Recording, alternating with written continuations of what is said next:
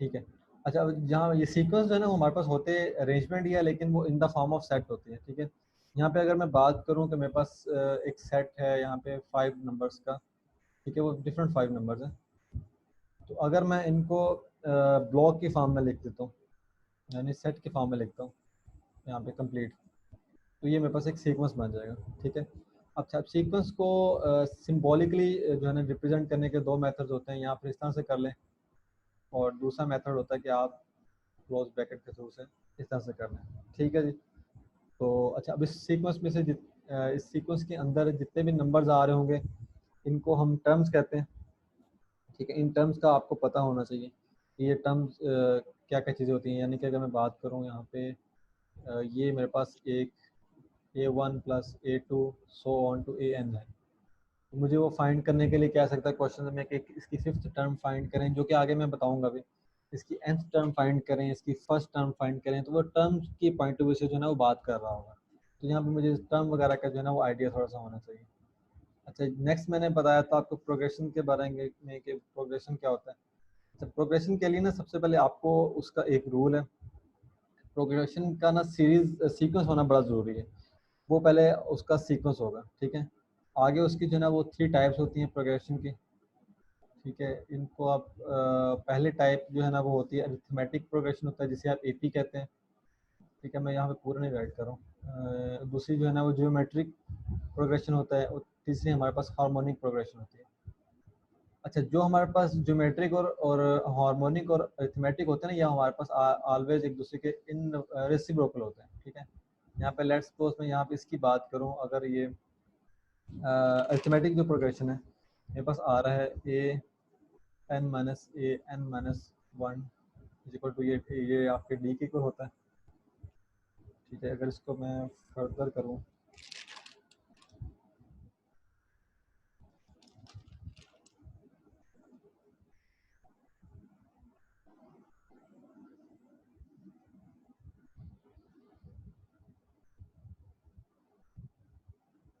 ये A N है यहाँ पे। अगर मैं इसका एच पी लेना चाहूँगा ना, एच पी, तो इसका ये 1 ओवर में आ रहा होगा, 1 ओवर ए पी में आ रहा होगा। ठीक है, बस इसको भी यहाँ पे सिर्फ ये देख लें कि इसकी 3 टाइप्स होती हैं।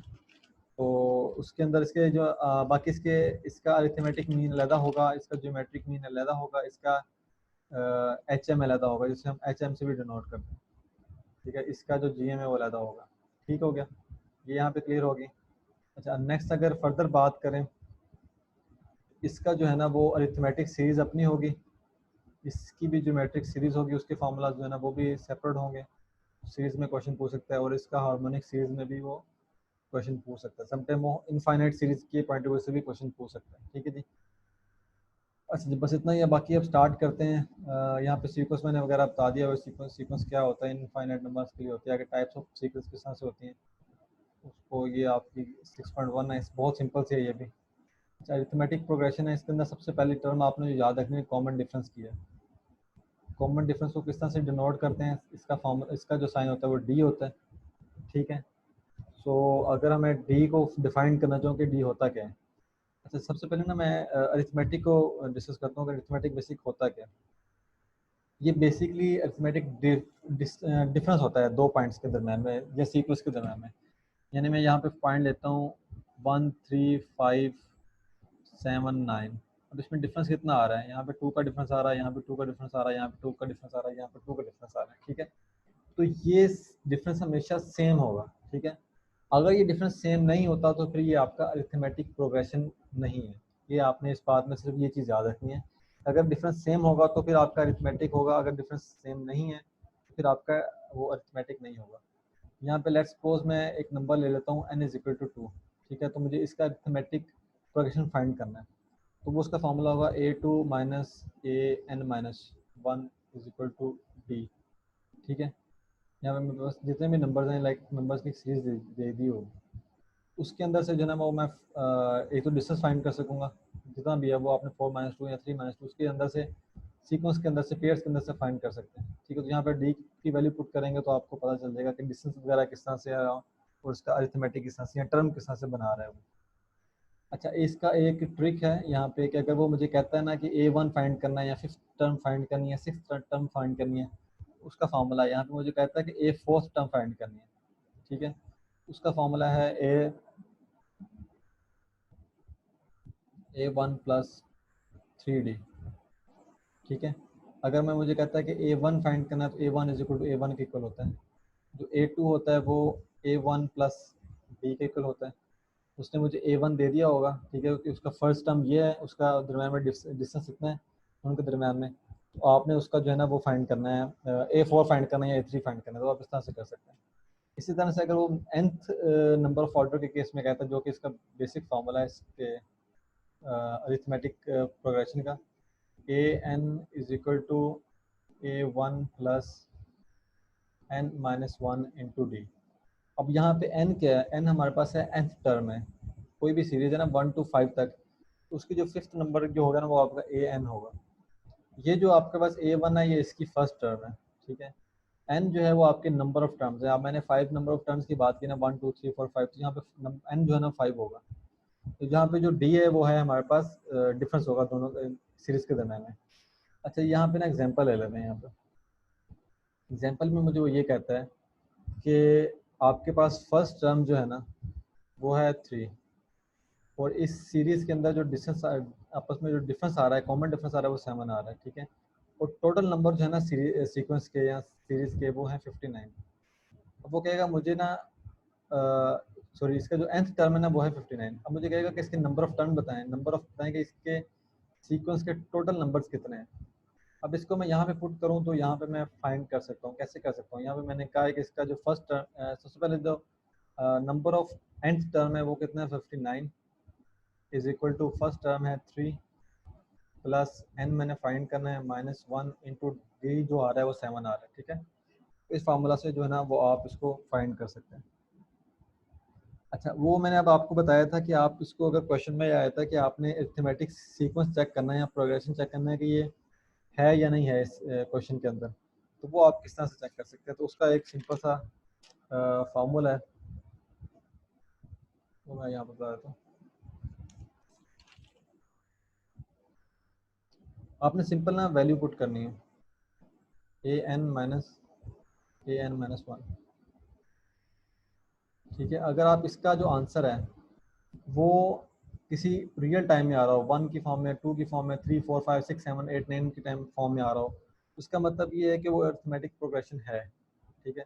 लेकिन उसका फार्मूला आया ना an आ जाए या 9n आ जाए या 4d आ जाए या फिर कोई भी फॉर्म में आ जाए n की फॉर्म में या कॉन्स्टेंट टर्म साथ आ जाए, तो इसका मतलब ये है कि वो अरिथमेटिक प्रोग्रेशन आपका नहीं है, ठीक है। तो इसकी अगर मैं यहाँ पे एग्जांपल एक ले लेता हूँ,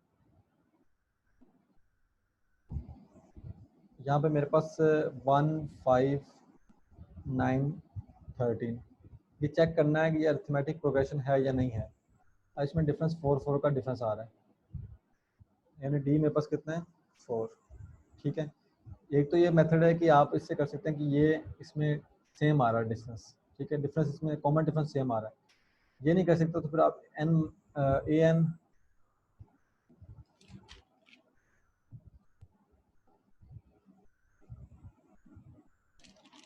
यहाँ पे an 13 है और a 12, 13 माइनस 12 यानी a 12 क्या लेंगे, जो उसका जो है ना पिछला उसका पॉइंट है, 13 माइनस 9 है बेसिकली जो आपका ये वाला पॉइंट है। इसका आंसर 4 आ रहा होगा जो उसका कॉमन डिफरेंस है।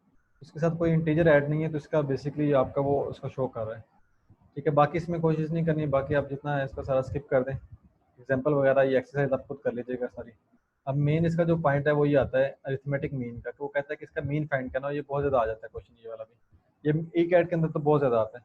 तो उसमें 2 पॉइंट्स दिए होते हैं, 2 पॉइंट्स से कहता है इसका मीन सेंटर वाला पॉइंट फाइंड करें, अरिथमेटिक मीन वाला फाइंड करें, ठीक है। तो उसके केस में क्या होगा, आपको ए की वैल्यू दी होगी, बी की वैल्यू दी होगी, तो आपने इसको 2 से डिवाइड करके उसका अरिथमेटिक मीन फाइंड कर सकते हैं। ये बहुत सिंपल है, इसको आप फाइंड कर सकते हैं इजीली।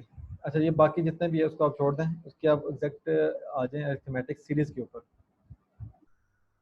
ये सीरीज है, सीरीज के ऊपर जो है ना सबसे पहले तो आपको पता होना चाहिए सीरीज होती क्या है।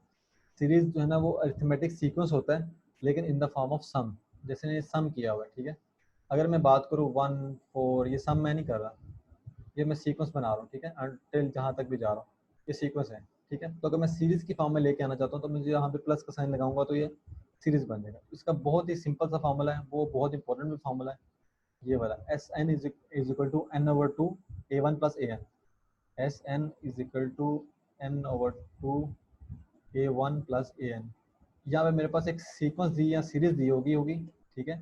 यहाँ पे ये क्वेश्चन है, यहाँ पे लेट्स सपोज उसने कहा है उसकी एन 19 तरफ ये वाली है, ठीक है। 19 टर्म का मतलब ये कि उसने उसकी ए एन दे दी हुई है मेरे पास, ठीक है। उसने यहाँ पे मुझे सीरीज दे दी हुई है, ये सीरीज दी है। यहाँ पे ए वन जो है मेरे पास क्या है 2 है, उसको सिंपल मैंने यहाँ पे पुट करना है, तो यहाँ पे मेरे पास इसका फार्मूला ड्राइव हो जाएगा इस सीरीज का, ठीक है। तो अरिथमेटिक प्रोग्रेशन के यहाँ पे ख़त्म हो गया। इसके बाद इसमें और कोई चीज़ आपने नहीं करनी है। ये क्वेश्चन है किसी का? ये वर्ड प्रॉब्लम है ना, जो एपीआई ये बेसिकली एग्जांपल है in the form of sentence. तो वो आप इसको सिर्फ क्वेश्चन वगैरह वही फार्मूलाज लग रहे हैं सीरीज और उसको आप सॉल्व करके खुद देख लीजिएगा। अगर इसमें अगर किसी का कोई क्वेश्चन है तो पूछ लें, क्योंकि इस 3 चैप्टर में से 1 या 2 क्वेश्चन लाजमी आने हैं। मोस्ट प्रोबेबली कि 1 आए, क्योंकि ज़्यादातर जो है ना 1 ही क्वेश्चन आता है और बहुत ज़्यादा चांसेस हैं कि प्रोबेबिलिटी में से आ जाए। लेकिन ये चैप्टर भी बहुत इंपॉर्टेंट है, इसमें से भी आ सकता है। अच्छा जी, नेक्स्ट मैं बात करता हूँ जेपी की। जेपी हमारे पास होता है जियोमेट्रिकल होता है, जियोमेट्रिक प्रोग्रेशन होता है। अच्छा, जेपी के अंदर जो है ना और एपी में क्या डिफरेंस होता है? सबसे पहले तो उसमें कॉमन डिफरेंस होता है, इसमें कॉमन रेशियो होता है, ठीक है। इसमें हम बात कर रहे होंगे डिवीजन के केस में। डिवीजन के केस में क्या बात करें कि जो कॉमन रेशियो है ना बिटवीन 2 पॉइंट्स, वो सेम आ रही होगी। किस तरह से सेम आ रही होगी? लेट्स सपोज ये मेरे पास A1 है, A2 है, A3 है, अप टू सो ऑन है। A2 डिवाइडेड बाई A1 उसकी value is equal to A3 divided by A2 उसकी वैल्यू। ये इस तरह की एक सीरीज बन रही होगी जो कि बिल्कुल सेम होगी, ठीक है। तो उस केस में हम कहेंगे, अब एग्जांपल ले लेते हैं। लेट्स सपोज 4 2 8 16, 4 डिवाइडेड बाई 2 बन जाता है 2, 8 डिवाइडेड बाई 4 बन जाता है 2, 16 डिवाइडेड बाई 8 बन जाता है 2, ठीक है। तो इस तरह की जब सीरीज आ रही होगी आपके पास, तो वो आपके पास होगी ज्योमेट्रिक प्रोग्रेशन। अच्छा, अब इसका डायरेक्ट फार्मूला पे आते हैं, जो कि इंपॉर्टेंट फार्मूला है।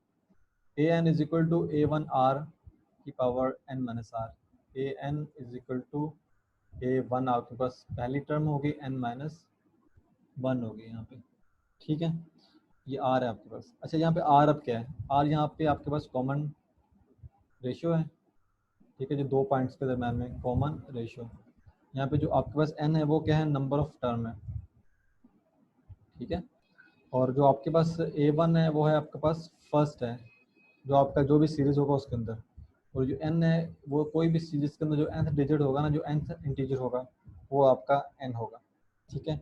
अब ए पी के और इस केस में अगर थोड़ा सा डिफरेंस करें फार्मूला उसको, तो ए पी के अंदर क्या था? A n is equal to a 10 plus n minus one into d, ठीक है। तो इन दोनों में साथ साथ जो ना डिफरेंस कहते जाइएगा फार्मूला में, किस तरह से डिफरेंस आ रहा है। अच्छा जी, उसके बाद इसमें ऑड और इवन नंबर का कंसेप्ट आता है।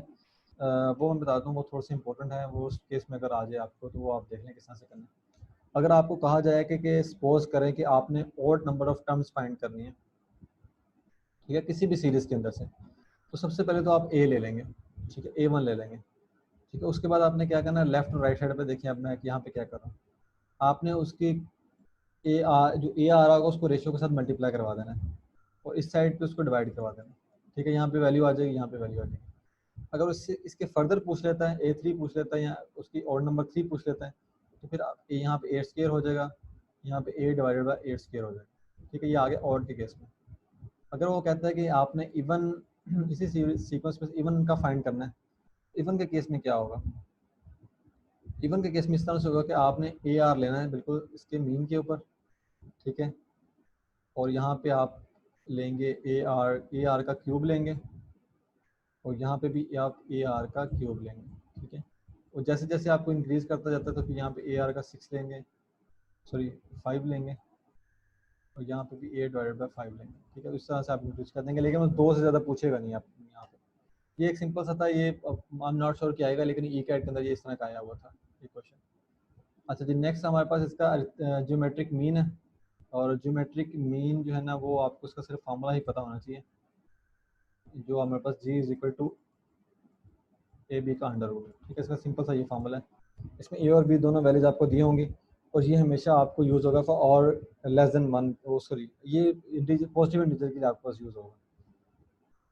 अच्छा नेक्स्ट हमारे पास जो है ना वो ज्योमेट्रिक सीरीज़ है। ज्योमेट्रिक बिटवीन, इसको छोड़ते हैं बेशक, आप ज्योमेट्रिक सीरीज़ के ऊपर आ जाएं, बाकी एग्जांपल वगैरह आप खुद देख लीजिएगा सारी इसकी। जी ये इनफाइनाइट सीरीज़ आ गया। अच्छा इस केस में क्या होगा, अगर आपके पास ना इसके दो फार्मूलाज हैं और दोनों ही बहुत इंपॉर्टेंट है। अगर वो कहना कि आपका जो कॉमन रेशियो है वो ग्रेटर देन वन है, वो उसने ना लिखा भी होगा क्वेश्चन के अंदर कि जो उसकी कॉमन रेशियो आ रही है, अगर कॉमन रेशियो ना दी हो ना, अगर उसने दिया हो वन टू लेके वन से लेके 10 तक नंबर दिए हुए, सीरीज दिया हो उसने, सीक्वेंस दिया हो सॉरी, तो सीक्वेंस में से आपने कॉमन रेशियो फाइंड कर लेना है। अगर common ratio greater than one आए ना और वो पीछे पूछे कि इसकी इनफाइनाइट सीरीज फाइंड करें, तो फिर आपने S N is equal to A one into R power one N divided by R minus one, ये फार्मूला लगाना है। अगर आप उसका कॉमन जो डिफरेंस है वो लेस देन वन आ जाए, ठीक है, लेस देन वन आ जाए, उस केस में आपने क्या करना है, उस केस में थोड़ा सा डिफरेंस ये है कि वहाँ पे S N is equal to A one वैसे ही आएगा, वहाँ पे वन माइनस आर एन आ जाएगा सर, ठीक है, और ओवर वन माइनस आर, या R minus one, sorry R minus one, ठीक है, ये इस तरह से हम यूज़ करेंगे। बस ये बाकी इसमें फार्मूलाज लिखे हुए हैं, ये तो उस केस में है कि अगर आपके पास इन्फिनिटी के केस में जाता है ना, तो ये उस केस में होगा आपके पास। अगर आपका ग्रेटर आ जाता है, इन्फिनिटी का वैसे आता नहीं होता, ये ग्रेटर में आता है या लेस में आता है, ये मैंने ग्रेटर के केस में भी है और लेस के केस में, दोनों केसेस में आप देख लीजिएगा। बाकी एग्जांपल वगैरह आप उसको खुद देख लीजिएगा सॉल्व करके। 6.6 हैं, बहुत सिंपल सिंपल से एग्जांपल्स यहाँ पे दिए हुए हैं। अच्छा ये वर्ड प्रोग्रेशन अगेन वही है, किसमें स्टेटमेंट के केस में उसने दिया हुआ है, लेकिन उसने पूछा वही हुआ कि इसकी आपने जेपी फाइंड करनी है, जेपी मीन फाइंड करनी है, जेपी फाइंड करनी है। अच्छा नेक्स्ट आ जाते हैं एचपी के ऊपर। एचपी बहुत सिंपल है, एचपी में सिर्फ आपने करना क्या है कि रेसिप्रोकल लेना एपी का। हमने एपी बेसिकली किसको कहा था, यहाँ पे अगर मैं एपी का फार्मूला ड्राइव करूँ तो एपी का फार्मूला क्या होता है, a n is equal to A one plus n minus one into d, ठीक है। अगर मैंने एच पी का फार्मूला लिखना हो, उसने कहा होगा एच पी फाइंड करें, तो वो होगा one over a one plus into n minus one into d, ये एच पी का फार्मूला, ठीक है। तो इसमें सिर्फ ये फार्मूला याद रखना है और दूसरा एच पी का मीन याद रखना है, जो कि मीन का फार्मूला होता है two A B divided by A plus B, ठीक है। ये हम नेक्स्ट देखते हैं। इसमें हम सिर्फ आपने हार्मोनिक प्रोग्रेसिव में सिर्फ ये दो फार्मूला याद रखने हैं, इसमें और कोई चीज़ नहीं याद रखनी, ये आपके पास ये फार्मूला है, ठीक है। बस ये दो फार्मूला देखने हैं, इसके अलावा बाकी आपने और कोई चीज़ इसमें नहीं करनी, ठीक है जी। बाकी ये टर्म वगैरह इसमें छोड़ देंगे, आपने नहीं करना। अच्छा जी, और इसमें है क्या इम्पोर्टेंट है, ये इसकी एक्सरसाइज है सिग्मा नोटेशन। अच्छा ये इंपॉर्टेंट है, यहाँ पे जो सबसे इम्पोर्टेंट है, आप पिछले तीन बेशक आप छोड़ दें, लेकिन आपने ये वाला जो है ना इसको स्किप नहीं करना। ये आपका क्या बताता है, ये रिलेशन बताता है between arithmetic, geometric and harmonic. अब अरिथमेटिक का मीन ये आता है, ज्योमेट्रिक का मीन ये आता है और हार्मोनिक का मीन ये आता है। एक तो उसने मीन बता दिया, अगर मीन को आपस में उसने सॉल्व करें तो वो कहता है कि अगर अरिथमेटिक का और मैं हार्मोनिक का क्रॉस प्रोडक्ट लेता हूँ तो वो ज्योमेट्रिक के स्क्वायर के ऊपर आता है, ठीक है। यानी कि मुझे अगर ज्योमेट्रिक फाइंड करना हो और उसने हार्मोनिक और अरिथमेटिक दिया हो, तो मैं यहाँ इस फार्मूला से वो फाइंड कर सकता हूँ, ठीक है। ये सिंपल आपने ये रिलेशन में ये चीज़ याद रखनी है। बाकी अगर थोड़ा सा फर्दर आप इसको अगर खुद कर सकें तो आपने इसमें ये करना है याद कि अगर आपके पास ए पी जो है वो ग्रेटर देन एच होगा, तो फिर आपने कौन सा फार्मूला यूज़ करना है, फिर आपने ए माइनस बी प्लस होल का स्क्वायर ग्रेटर देन जीरो ये यूज़ करना है, ठीक है।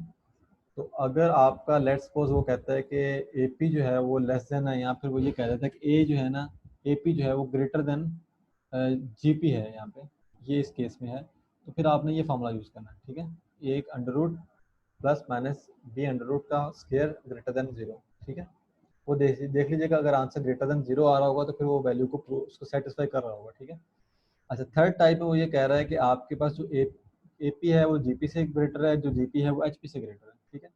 उस केस में क्या होगा, उस केस में ए का अंडर रूट माइनस बी का अंडर रूट का स्क्वायर, उसका होल का स्क्वायर का फार्मूला और ग्रेटर देन जीरो, ठीक है। ये सिंपल सा आपने ये चीज़ यूज़ करनी है। अच्छा ये चैप्टर यहाँ पे ख़त्म हो गया। अच्छा इसके अंदर ये एक चीज़ देख लें, ये मैं बता रहा हूँ, ये एक्स्ट्रा, ये ई कैट में आया हुआ था, आई एम नॉट श्योर कि इसमें पूछ लेता या नहीं पूछता। वो पूछता होता है कि मेरे पास जो आर है ना वो है 0.66, इस तरह से कंटिन्यू चली जा रहा है 6, ठीक है। तो वो कहता है कि इसको कन्वर्ट करो फ्रैक्शन के अंदर। ये वैसे कैलकुलेटर से मेरे से कर सकते हैं आप। उसका होता है कि R is equal to B divided by 10 की पावर 1 माइनस 1, ठीक है। अब यहाँ पे वो अगर 6 है तो 1 सिंगल डिजिट जो है ना वो जा रहा है, ठीक है, डबल डिजिट नहीं है, सिर्फ सिंगल डिजिट है। तो यहाँ पे आएगा 1 डिवाइडेड बाय 10 माइनस 1। तो यहाँ पे अगर 6 है तो 6 कर देंगे, 9 हो जाएगा। तो अगर इसको मल्टीप्लाई कर देंगे तो ये यही आंसर आ रहा होगा। यहाँ पे अगर 8 आया था तो 8 डिवाइडेड बाय 9 कर देंगे, 5 आया तो 5 डिवाइडेड बाय 9 कर देंगे, तो इस तरह से होगा। अगर क्वेश्चन ये आया था कि दो नंबर रिपीट कर रहे हैं, लेट्स सपोज 0.7676, यहाँ पे 0.4646 कर रही है। वैसे कैलकुलेटर से मेरे साथ कर सकते हैं, मुझे बता दें अगर ये कर सकते हैं तो, ताकि फिर मैं नेक्स्ट मूव ऑन हो जाऊँ। यहाँ ए आएगा, बी आएगा और 10 की पावर 2 माइनस 1। अब ए भी यहाँ पे क्या है, इस केस में 4 मल्टीप्लाई 6 है divided by 100 minus 1, 24 divided by 90। इसका जो आंसर आएगा ना वो यही आएगा। मुझे बता दें यहीं पे है, क्योंकि मुझे भी तो कोई बता नहीं रहा। कुछ समझ आ रही है या कुछ चीज़ में कंफ्यूजन है तो मुझे बता दें। जी आ रही है शिव भाई, ये एवरीथिंग बाकी इज जी मिशिदा, मैंने कहा समझ आ की है। अच्छा अच्छा, ठीक है। बस इस चैप्टर में यही है, इसमें कोई और चीज़ नहीं करने वाले। अच्छा रुपये, ये कैलकुलेटर से सॉल्व हो जाएगा वैसे। ये क्योंकि ई कैड में नहीं अलाउ होता। वो कहता है कि ये मेरे पास ना 0.5454 ये एक सीरीज चल रही है, तो वो कहता है कि इसको फ्रैक्शन में मुझे करके दिखाओ। उसका फार्मूला अगर होता है कि R is equal to A B divided by 10 की पावर 2 के केस में डबल हो रहा है, इसलिए जो ए बी है वहाँ पे 5 multiply by 4 divided by 100 minus 1।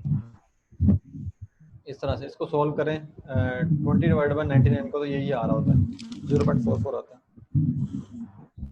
ठीक है जी। अगर 3 के केस में पूछ ले, अगर 3 आया था 0.456456 बार बार आता है, तो फिर यहाँ पे सिर्फ 3 मल्टीप्लाई वो एक नया डिजिट आ जाएगा और यहाँ पे फिर 3 हो जाएगा, 10 के पावर 3 हो जाएगा। ठीक है जी। इस चैप्टर की जो लास्ट बात है वो मैं यहाँ पे बता दूँ कि उसके अंदर आपने लास्ट जो एक चीज़ रहेगी ये वो देख लें बस। बाकी चैप्टर को बाइंड अप करते हैं यहीं पे। सिग्मा वगैरह जो है ना ये इसको छोड़ दें, ये नहीं चीज़ करने वाले। लेकिन फिर भी देख नहीं, इसमें से आता नहीं है वैसे, ये वाला छोड़ दीजिएगा आप, ये 6.14 ना करें, छोड़ दें। 6.15 देख लें। 6.15 के अंदर ना जी ज्वाइन किया है मुझे। अगर मुझे कंफर्म करना है कि आपने कन्वर्जेंस और डाइवर्जेंस को देख लिया आपने। मैंने लेट ज्वाइन किया, मुझे नहीं पता पहले आपने किया या नहीं किया। कन्वर्जेंस को, कन्वर्जेंस और डाइवर्जेंस ऑफ अ सीरीज को देखा आपने पहले? ये किस केस में बात कर रहे हैं? ज्योमेट्रिक सीरीज में, वैसे भी फॉरियर में, और इस तरह के ना साइन फंक्शंस की सीरीज जब नहीं बनाते नहीं, हैं, साइन फंक्शन की मैक्लॉरन और टायलर सीरीज। नहीं, वो कैलकुलस में है, वो यहाँ पे नहीं है। ठीक ठीक। वो कैलकुलस के केस में करेंगे, वो अभी कंफ्यूज ना करें बच्चे, कंफ्यूज आप जरा चैट पढ़ें। ये कोई महानूर हैं, वो कह रहे हैं कि ज्योमेट्रिक सीरीज में होती हैं, यहाँ भी होता है ज्योमेट्रिक में। नहीं आप ये नहीं करना, ये नहीं करना, ये नहीं करना, इसको नहीं करना। सिर्फ आपने ज्योमेट्रिक सीरीज करनी है। ज्योमेट्रिक सीरीज आपने, मैं बता देता हूँ, ज्योमेट्रिक सीरीज करनी है और उसके बाद आपने, और उसके अलावा नहीं कोई चीज़ करनी है आपने। यहाँ पे अगर ये साइन वेव, जितने भी वेव्स वगैरह हैं, इस तरह की कोई चीज़ नहीं करनी, और ना ही उसमें अपने आप को जो है ना उसमें करके उसमें और उसमें स्टक होना है। अच्छा, इसमें ना ये देखें, आप सीरीज़ है ज्योमेट्रिक सीरीज, इसमें सिंपल से आपने 3 चीज़ें याद रखनी है कि अगर मेरे पास n जो है ना वो इन्फिनिटी आ जाता है तो फिर मैंने क्या फार्मूला यूज़ करना है, n ग्रेटर देन 1 आ जाता है फिर क्या यूज़ करना है फार्मूला, n लेस देन आ जाता है 1 फिर क्या फार्मूला यूज़ करना है। इसके अलावा इसमें और कोई चीज़ नहीं है। अगर मानूर आप बताते हैं अगर इसमें कोई और चीज़ अगर आपने ऐड करनी है तो।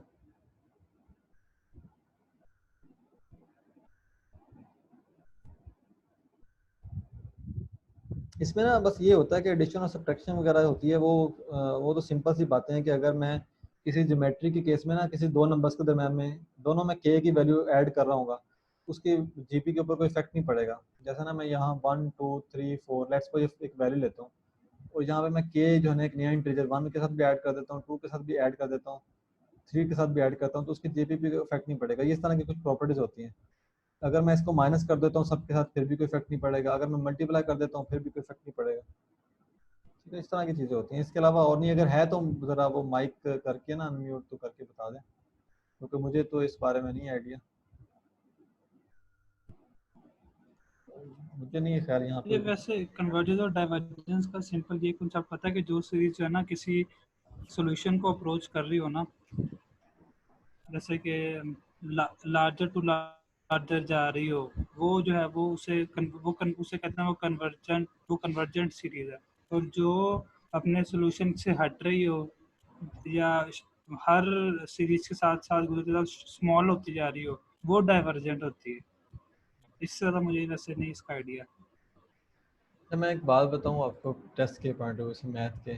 इसमें ना मैथ में जो प्यास वाले क्वेश्चन देते हैं वो होता मेन, आपका मेन ही होता है क्वेश्चन, लेकिन उसको ट्विस्ट इस तरह से करते हैं तो आपको लगता है कि ये पता नहीं उसने क्या से लगा निकाल के कहाँ से क्वेश्चन दे दिया होगा। तो इतना ज़्यादा डेप्थ में तो जाने की जरूरत शुएब भाई कुछ ऐड कर सकूं? नहीं। जी जी बिल्कुल बिल्कुल। अच्छा, ये कन्वर्जन और डाइवर्जन में जो लोग कंफ्यूज हो रहे हैं यार, यहाँ पे जो बेसिक चीज़ है इन सब चैप्टर्स में ये टर्म्स हैं। आपसे यहाँ पे जो क्वेश्चन पूछे गए हैं पिछले प्यास टेस्ट में, वो मतलब एन टर्म जितने भी हैं सीरीज, इसके डिफरेंट टाइप्स हैं। जो डाइवर्जेंट और कन्वर्जन के कॉन्सेप्ट्स हैं वो फिर लिमिट्स में बेसिकली आते हैं और वो क्वेश्चन प्यास में रिपीट होते हैं। तो आप जरा पास पेपर्स देख लें, अगर जब हम लिमिट करेंगे ना डिटेल के साथ तो उसमें इंशाल्लाह क्लियर हो जाएंगे। अच्छा, मैं इसमें एक और चीज़ ऐड कर दूँ कि यहाँ आपने, मैं पहले भी बताया था फर्स्ट लेक्चर में कि आपने प्रिपरेशन स्मार्ट रखनी है। स्मार्ट प्रिपरेशन का मतलब क्या होता है कि आपने पेपर्स पहले देखने हैं कि पेपर्स में और किस तरह से रिवीजन हो रही है क्वेश्चन की। अब उसने इस 3 क्वेश्चन में से ना चैप्टर में उसने सिर्फ एक क्वेश्चन लिया हुआ है। अब एक क्वेश्चन उसने क्या लेना है, वो यस, सिर्फ इसमें एक ही क्वेश्चन है। जाहिर सी बात है वो फजूल सी चीज़ तो उठा के पूछेगा नहीं। उसने चीज़ ऐसी पूछनी है कि जो कि मेन चीज़ होगी। अब मेन चीज़ जो है ना वो हमें यही पता हो सकता है कि एपी होगा, जीपी होगा, एचपी होगा। इस केस में प्रोबेबिलिटी में जाए तो यहाँ पे वो कॉम्बिनेशन होंगे, यहाँ पे परम्यूटेशन होंगे, यहाँ पे प्रोबेबिलिटी होगी, इस तरह का होगा। अच्छा, अब उसने ये सोचना है नेक्स्ट के क्वेश्चन बनाने के टाइम में, उसने ये सोचना है कि मैं एक ऐसी स्टेटमेंट लिखूं कि जो बच्चा है वो थोड़ा सा एक तो कंफ्यूज हो जाए, एक तो मुझे उसकी थिंकिंग एबिलिटी पता चल जाए कि वो किस तरह से सोच रहा है क्वेश्चन को। ठीक है, लाइक वो एग्जांपल मैंने क्वेश्चन देखा हुआ था जिसमें वो कहता है कि 5 आपने कमेटी में लड़के चूज करने हैं, बंदे 5 पर्सन चूज करने हैं। टोटल जो पर्सन है उसमें वो है 15। ठीक है, और जो आपने 5 चूज करने हैं उसमें 3 मैन होने चाहिए और 2 वुमेन होने चाहिए। ठीक है, अब इसमें थोड़ा सा ना वो सोचने वाली चीजें हैं। फार्मूला जो है ना वो सिंपल प्रोबेबिलिटी का ये वाला यूज होता है, लेकिन इसमें थोड़ा सा सैंपल बना के इसको सोचना पड़ता है कि अब इसमें कॉम्बिनेशन की बात की है, 3 का अलग कॉम्बिनेशन, 2 का अलग कॉम्बिनेशन है। अब कॉम्बिनेशन बना के सोल्व होना तो इसमें सारे सिंपल होंगे। आप कम्प्लेक्स अगर जाएंगे ना तो फिर अब अपने आप मिस्टेक करेंगे, क्योंकि आपको सिंपल आपकी बेसिक स्ट्रॉन्ग नहीं होगी। आप और कम्प्लेक्स में चले जाएंगे तो फिर वो आपकी ना बेसिक सही होगी ना कम्प्लेक्स सही होगी। शोएब भाई, मैं एक और चीज ऐड करूंगा। ये जो कन्वर्जन और डाइवर्जन के क्वेश्चंस आए हैं जितने भी, तकरीबन कोई 5 साल के पेपर्स में, ये सारे तकरीबन इम्प्रॉपर इंटीग्रल से आए हैं। प्रॉपर और इम्प्रॉपर इंटीग्रल्स जब शुरू करेंगे ना इंटीग्रेशन में, तो उसमें जो लिमिट्स आती हैं माइनस इन्फिनिटी से इन्फिनिटी तक, कोई इक्वेशन दिया होता है और उसको मतलब one, for example minus infinity से इन्फिनिटी तक एक इंटीग्रल है एंड 1/x² + 1 dx। अब इसका जो है ना आपने एंड में एक मतलब एक लिमिट, एक वैल्यूज दी होगी कि इन्फिनिटी से माइनस इन्फिनिटी से प्लस इन्फिनिटी तक x के इस वैल्यू पे ये कन्वर्जेंट आएगी या डाइवर्जेंट आएगी। तो वो बड़े ट्रिकी क्वेश्चंस होते हैं। इसमें तो कन्वर्जन और डाइवर्जन की चीजें कभी नहीं पूछी गई। जी पिछले पेपर्स में कोई एक भी ऐसा क्वेश्चन नहीं है। जी जी बिल्कुल। अच्छा जी, नेक्स्ट अच्छा, हम एक क्वेश्चन था उसमें था पावर सीरीज से रिलेटेड था कि वो कन्वर्ज करिए या डाइवर्ज करिए, वो पावर सीरीज। वो इस केस में नहीं आता। वो हम जब कैलकुलस करेंगे ना तो वो मैंने भी देखे हैं, लेकिन वो उस केस में डिस्कस होते हैं, वो इस केस में नहीं आते। अच्छा। अच्छा, वो आगे इसका वो ख़त्म कर देते हैं। वो हमारे पास ये लास्ट में आ जाता है, कुछ वैल्यूज आ जाती हैं। अगर हमारे पास यहाँ पे ये 3 हैं फार्मूलाज हैं, 1 2 एंड 3। ये आपने फार्मूलाज करना है, ये मैं बता दूँ कि किस किस में केस में क्या रहा है, किस तरह से बता रहा है। अगर हमारे पास सिंपल वन एक इंटीजर होगा n = 1 होगा, यहाँ पे दिया हुआ है, ठीक है। तो यहाँ पे फिर आपने सम का ये फार्मूला यूज़ करना है, n into N plus one over two, ठीक है। अगर मेरे पास आ जाता है n is equal to two square में आ जाता है, यहाँ पे फिर लिखा होगा, यानी स्क्वायर में कह लें या फिर ग्रेटर देन n कह लें, तो उस केस में फिर ये के स्क्वायर का n into N plus one over into two N plus one over six, फिर आपने ये यूज़ करना है। अच्छा, अगर वो कहता है कि n क्यूब है, क्यूब के केस में बात करता है वो, तो फिर उसका ये आपके पास ये फार्मूला है n into N plus one over two उसका होल का स्क्वायर। बस ये तीन फार्मूलाज आपने देखने हैं। ये है इसका, एक ऊपर ये वाला फार्मूला है, ये फार्मूला, ये भी मुझे पॉसिबल नहीं है इतना कि आए, लेकिन फिर भी इसको देख लीजिएगा लाजमी एक नज़र बस। अच्छा, किसी का क्वेश्चन है पूछने, नहीं तो फिर हम चैप्टर 8 पे। चैप्टर 8 बेसिकली है कुछ नहीं, मैं अगर यहीं पे बता दूं तो उसमें करना कुछ नहीं है, सिर्फ आपने ना उसको एक दफ़ा गो थ्रू करना है। मुझे इतना आइडिया नहीं कि उसमें से कोई क्वेश्चन पूछेगा, उसमें मैथमेटिकल इंडक्शन वगैरह, तो उसके कुछ प्रिंसिपल वगैरह बस आप देख लीजिएगा। मेहरान है यहाँ पे, मेहरान अगर बता दें अगर आप लास्ट कोई क्वेश्चन देखा हो इसके अंदर। यार इससे रिलेटेड तो कोई क्वेश्चन नहीं देखा। इसमें वैसे ये मैंने तकरीबन जी मैंने 36 क्वेश्चन तकरीबन इसके किए हैं पिछले के, उसमें सारे तकरीबन डेरिवेटिव और इंटीग्रल के हैं, तो वो ज़्यादा इंपॉर्टेंट है कल का जो लेक्चर होगा इंशाल्लाह। हाँ जी, वो उसके लिए ना एक तो मैंने अरेंज किया भी है, कुछ दो टीचर को किया अरेंज, क्योंकि डेरिवेटिव और इंटीग्रल जो है ना ऐसी चीज़ें जिसके बगैर जो है ना आपकी मैथ जीरो है। और मैथ ऐसा सब्जेक्ट है कि अगर आपके मैथ में से नंबर नहीं आते तो आप नहीं सेकंड हो सकती, और आपके मैथ में नंबर आ जाते हैं तो फिर आपकी श्योर आपकी चांसेस हैं कि आपके इंटरव्यू के लिए जो है ना प्रोबेबिलिटी कब करेंगे, प्रोबेबिलिटी हो गया हुआ है। अच्छा, उसके बाद ये 8 चैप्टर में बस आप इसको एक दफ़ा देख लीजिएगा, इसमें वो कुछ प्रिंसिपल्स वगैरह हैं कि ये अगर nth नंबर होते हैं इस तरह से कुछ चीज़ें। अच्छा, मैं बता देता हूँ कि इस चैप्टर में करता क्या है बेसिकली। इस चैप्टर में करता ये कि प्रूव करता है बेसिकली। हमने जो 6 और 7 चैप्टर में किया था ना, कि हमने सीक्वेंस था हमारे पास, अपने n नंबर फाइंड किया था, 5th नंबर फाइंड किया था, nth टर्म फाइंड की थी। इस चैप्टर में ये कहता है कि उसी n की जगह ना वो कोई वैल्यू पुट करके देता है, यानी कि s इंटू एन है ना, यहाँ पे s इंटू वन पुट करेगा तो वो कहेगा इसकी सीक्वेंस है ना। यहाँ पे एग्जांपल करके देख लेते हैं। यहाँ पे एक एग्जांपल अगर हो, ये देखें, यहाँ पे एग्जांपल है ये वाली, ठीक है। Use a mathematic induction to prove that, ये करना है कि फॉर एवरी इंटीजर ये देना, प्रूव करना है इसको, ठीक है। अब इसने s is equal to n is equal to n is equal to 1 रख करना है, और हमेशा n इज इक्वल टू 1 करना है प्रूव करने के लिए। तो इसको प्रूव करेंगे तो क्या आएगा, s इंटू वन 3 आ जाएगा, जो कि प्रूव हो गया कि इसका जो है ना फर्स्ट इंटीजर जो है वो 3 है। तो ये प्रूफ मेरा नहीं ख्याल कि ये कभी आएंगे, लेकिन फिर भी ये ना हो कि आप एंड पे कहें कि मैंने कहा था। शुएब भाई इसमें ये बायनोमियल थ्योरम जरा डिस्कस कर लें, क्योंकि इसका जो कॉन्सेप्ट है वो काफी क्वेश्चंस में यूज होता है। सही से। अच्छा, ये चैप्टर किसी ने कोई है या किया हुआ है चैप्टर? इसमें सिर्फ यही इम्पोर्टेंट है, बायनोमियल थ्योरम। इसके फिर आप जो ना ये इसके एक्चुअल मल्टीप्लिकेशन के तो ये दो लिखे हुए पॉइंट्स, ये सिंपल है, इसको आप देखना है आपने, क्योंकि मैंने इतना चैप्टर ये नहीं किया हुआ। अगर किसी ने किया हुआ है तो वो फिर यहाँ पे बता दें। और भाई इसमें से कुछ भी नहीं आता, और ना पिछले पेपर में कुछ आया हुआ है, बल्कि ना तो ये बस अगर किसी ने कुछ करना भी है तो बस ये 3 सीरीजें हैं, मैक्लैरन थ्योरम की सीरीज है, टेलर की सीरीज है, तो वो बस याद कर लें। बाकी मेरे ख्याल में तो मतलब जिन्हें पेपर मैंने देखे हैं एक भी पेपर एग्जाम की यूज नहीं लगा हुआ है। बिल्कुल ऐसा ही है, वो ठीक है। ये बायनोमियल में ना ये एक्सपेंशन के कुछ ऑब्जेक्ट ये इसके हैं प्रॉपर्टीज, ये देख लीजिएगा।